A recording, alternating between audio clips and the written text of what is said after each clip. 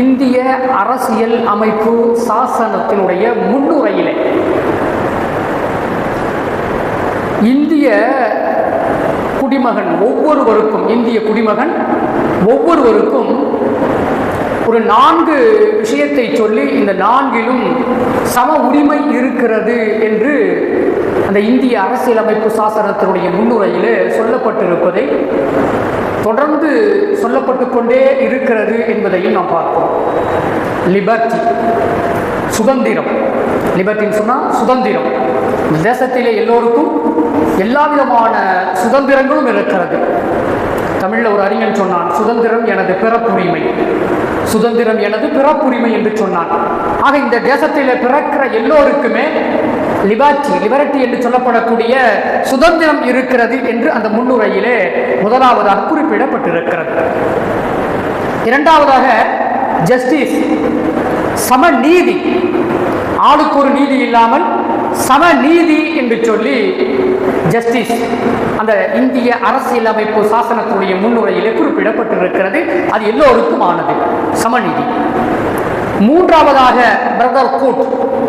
Brotherhood என்று சொன்னால் சகோதரத்துவம். நீங்க ஒரு மதத்தை பின்பற்றலாம், நான் ஒரு மதத்தை பின்பற்றலாம், நான் ஒரு கோட்பாட்டிலே இருக்கலாம், நீங்கள் ஒரு கோட்பாட்டிலே இருக்கலாம். ஆனால் இங்கு எல்லோரும் சகோதர அந்த மனப்பான்மையோடு சகோதரத்துவம் என்கின்ற அடிப்படையிலே இந்த இந்திய தேசத்திலே வாழலாம். யாரும் யாருக்கும் எதிரி அல்ல, யாரையும் எதிரியாக கருதக்கூடாது. பிரதர்ஹுட். நான்காவதாக ஈக்குவாலிட்டி, சம உரிமை.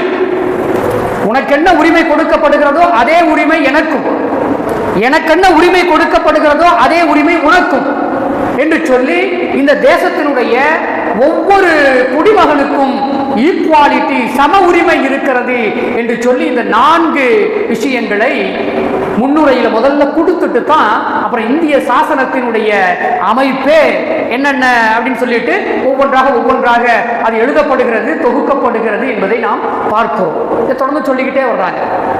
ஆக இந்த அடிப்படையில் எல்லோருக்குமாக அந்த உரிமைகள் தரப்பட்டு இருக்கிறது.